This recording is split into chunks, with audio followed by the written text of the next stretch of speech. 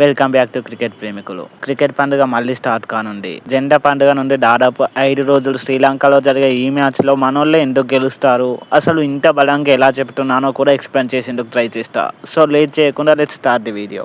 ఒకవైపు శుభ్మన్ గిల్ లీడర్షిప్లో టీమిండియా, మరోవైపు సొంత దేశంలో బలంగా కనిపిస్తున్న శ్రీలంక. ఈ ఆగస్టు 15 నుండి స్టార్ట్ అయ్యే మొదటి టెస్టుకి సై అంటే సై అంటున్నాయి. ఇది 2 మ్యాచ్ల టెస్ట్ సిరీస్లో మొదటి మ్యాచ్.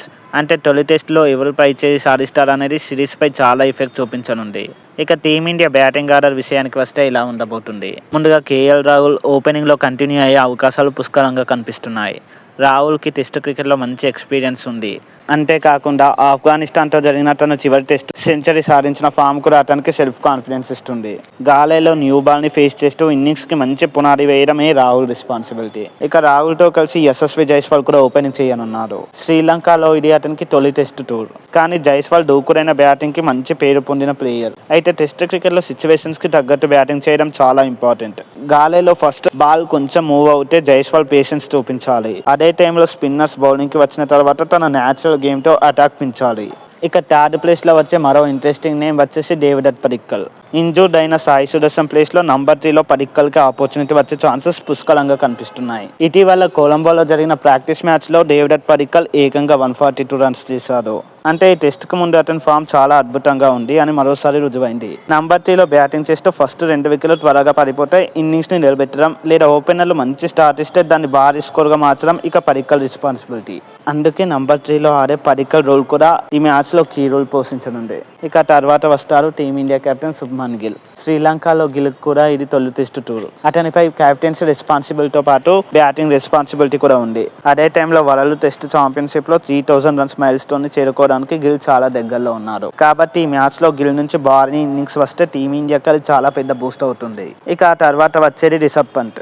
వికెట్ కీపర్గా పంత్ ఎప్పుడు మ్యాచ్ను చేంజ్ చేయగల కెపాసిటీ ఉన్న ప్లేయర్. ఈసారి అతని మెయిన్ టార్గెట్ బ్యాటింగ్లో ఫామ్ని తిరిగి అందుకోవడం. టెస్ట్ మ్యాచ్లో పంత్ 30 to 40 ఓవర్స్ మధ్యలో వచ్చే స్పిన్ని అటాక్ చేస్తే మ్యాచ్ కంప్లీట్గా చేంజ్ అయ్యే ఛాన్సెస్ ఉన్నాయి. గతంలో చాలాసార్లు కూడా పంత్ ఈ పనిని చేసి చూపించాడు. అలానే టెస్ట్ క్రికెట్ని T20స్లో ODIస్లో ఆడే ప్లేయర్ ఎవరైనా ఉన్నారా అంటే అది పంత్ ఒక్కడే అని చెప్పాలి.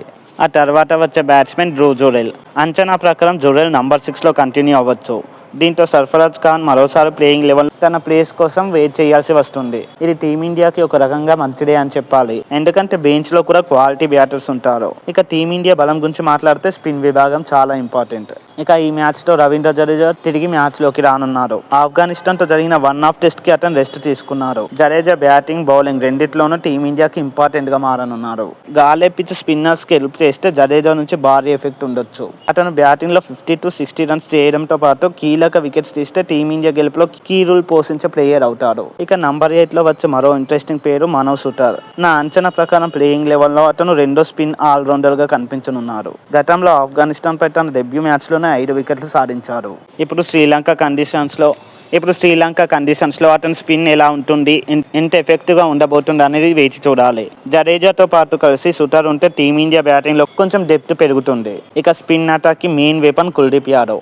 గాలిలో పిచ్ టర్న్ అవ్వడం స్టార్ట్ అయితే కుల్దీప్ చాలా డేంజరస్గా మారొచ్చు. అతని స్పిన్ వేరియేషన్ శ్రీలంక బ్యాటర్స్కి పెద్ద సవాల్గా మారే ఛాన్స్ ఉంది. ఎస్పెషల్లీ 4th ఇన్నింగ్స్లో పిచ్ మరింత టర్న్ అయితే కుల్దీప్ రోల్ చాలా ఇంపార్టెంట్ అవ్వనుంది. ఇక పేస్ బౌలింగ్ విషయానికి వస్తే అందరి దృష్టిని ఆకర్షిస్తున్న మరో పేరు గున్నర్ బ్రార్. ఇండియా ఏ తరపున శ్రీలంకపై అతను మంచి పర్ఫార్మెన్స్ ఇచ్చారు.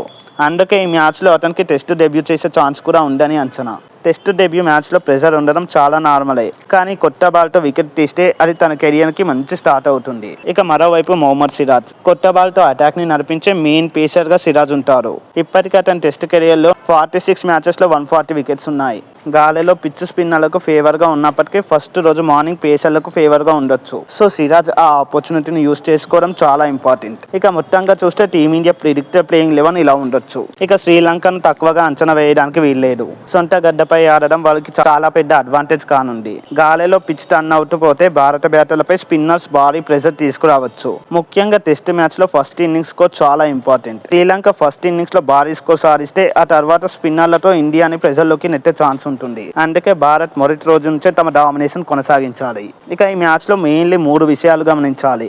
Number 1 first innings. ఎవరు ఫస్ట్ ఇన్నింగ్స్లో భారీ స్కోర్ చేస్తే వారికే మ్యాచ్పై డామినేషన్ పెరుగుతుంది. ఇక నంబర్ 2 వచ్చేసి స్పిన్ డిపార్ట్మెంట్. గాలేలో స్పిన్నర్స్ ఎప్పుడు మ్యాచ్లోకి వస్తారో వేచి చూడాలి. కుల్దీప్, జడవ్, సుతార్ ఈ ముగ్గురు కలిసి ఎలా బౌలింగ్ చేస్తారు అనేది చాలా కీలకం. ఇక నంబర్ 3 వచ్చేసి దేవదత్ పడిక్కల్. ప్రాక్టీస్ మ్యాచ్లో ఏకంగా 142 రన్స్ చేశారు. ఆ తర్వాత టెస్ట్ డెబ్యూలో లేదా టెస్ట్ రిటర్న్లో ఎలా ఆడతారు అనే దానిపై అందరి దృష్టి కూడా ఉంది.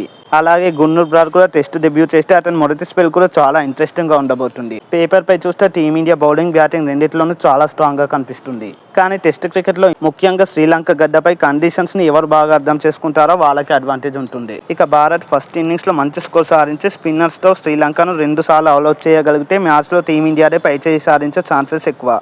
అయితే శ్రీలంక తమ స్వదేశీ కండిషన్స్ని కంప్లీట్గా యూజ్ చేసుకుంటే భారత్కి గట్టి పోటీ తప్పదు. మొత్తానికి భారత్ వర్సెస్ శ్రీలంక తొలి టెస్టుపై అంచనాలు భారీగా ఉన్నాయి. గిల్ క్యాప్టెన్సీ ఎలా ఉంటుంది? పంత్ బ్యాట్తో తిరిగి ఫామ్లోకి వస్తారా? పడిక్కల్ 142 రన్స్ తర్వాత తన తొలి టెస్టులో కూడా కొనసాగిస్తారా? ఇక నా ప్రిడిక్షన్ అయితే ఈ మ్యాచ్లో టీమిండియాకి క్లియర్ అడ్వాంటేజ్ ఉంది. ఎందుకంటే బ్యాటింగ్లో డెప్త్ ఉంది.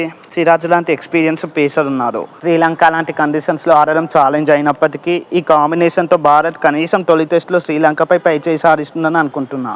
మరి మీ ఒపీనియన్ ఏంటి? కామెంట్లో చెప్పండి. ఈ వీడియో నచ్చితే లైక్, షేర్ అండ్ సబ్స్క్రైబ్ చేయండి. మరో వీడియోతో మళ్ళీ కలుద్దాం. Thanks for watching. జై హింద్.